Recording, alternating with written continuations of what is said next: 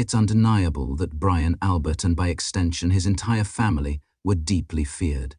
For a time they managed to contain the whispers, silencing doubt through intimidation and bullying, which is why it must have come as such a shock when a voice emerged, loud, fearless, and impossible to silence, saying things that no one else dared to say in public. John O'Keefe was murdered by Brian Albert and by Colin Albert and that freaking dog and every other single person in that house. Here was a new species of journalist, a hybrid of the old-school reporter who chases the story wherever it leads, but with a massive social media following and fiercely loyal audience behind him, immune to every weapon in their arsenal, and they had no idea how to stop him. He was everything they were not: charismatic, entertaining, a great speaker, and instantly likable. If there's one point that's been lost in this story, it's just how unafraid Aidan Kearney was to speak out against the Alberts. He did what no one else dared to do. His intent was always to uncover the absolute truth, relentlessly but within the bounds of the law, yet he still hasn't received the recognition he deserves for being the lone source of factual information when every mainstream outlet refused to touch the story. And in doing so, his courage gave others the strength to step out of the shadows, even if only online, to share what they knew and speak what they believed. The family took notice and initially tried to stop them. Chris Albert's attorney sent threatening letters to dozens of local residents simply for posting factual Facebook comments critical of his past, a clear attempt to silence through intimidation. However, they quickly learned that every attempt they made was being reported back to Turtle Boy, fueling his next article and making their efforts backfire spectacularly. Interest in the story was skyrocketing. McAlbert ally and subordinate Chief Rafferty quickly stepped in, going to bat for them in an attempt to throw water on the theory that John was killed inside the house. These final words I have will be memorialized on camera.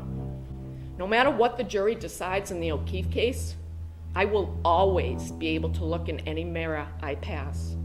My children will always be able to view me as a person of integrity, and I will always be able to look the O'Keefe family members in their eyes, because there is absolutely no evidence of a cover-up in the tragic death of John O'Keefe.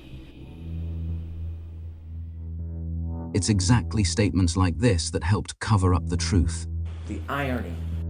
So, when the next wave of letters went out, targeting the town's most outspoken residents, this time they were sent anonymously and included true threats. But the accusations and threats by an anonymous sender that threatened to hurt me, my family, and people we know made me swear to people I love that I was going to step back from this microphone even when it opens up again.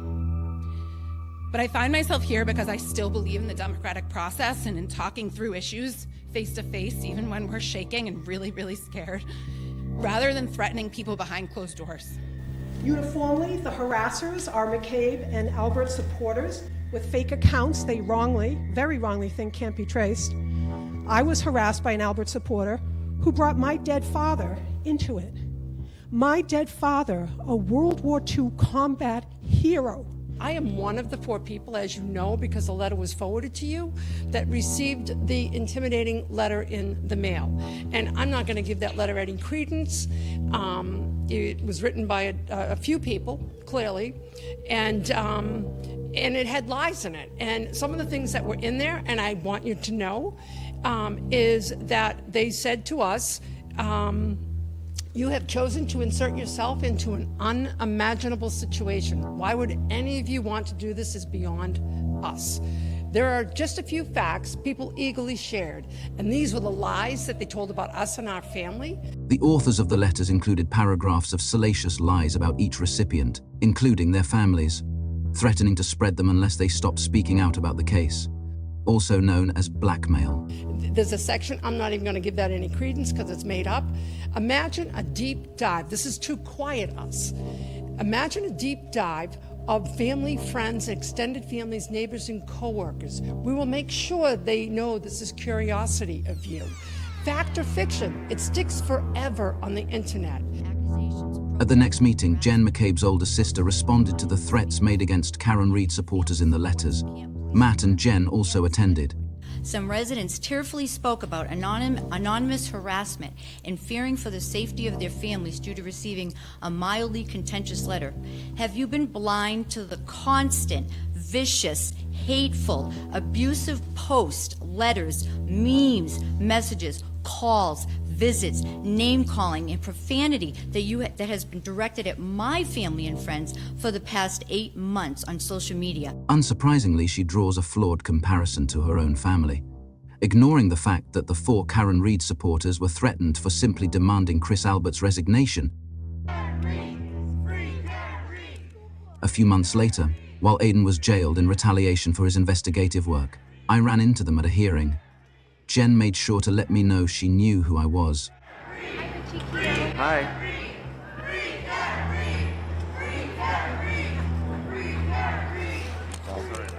An intimidation tactic used against me. All I had ever done was hold a camera.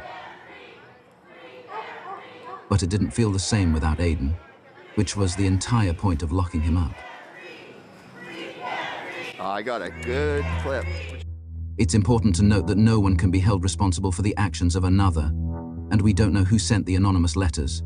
The point is this: there's a false narrative that only the McAlberts were harassed, when in reality true threats have been made against Karen Reid and her supporters for years. The best way to support our channel is by shopping our original artwork and designs at dropmicrodots.com, or to become a valued member at patreon.com/microdots.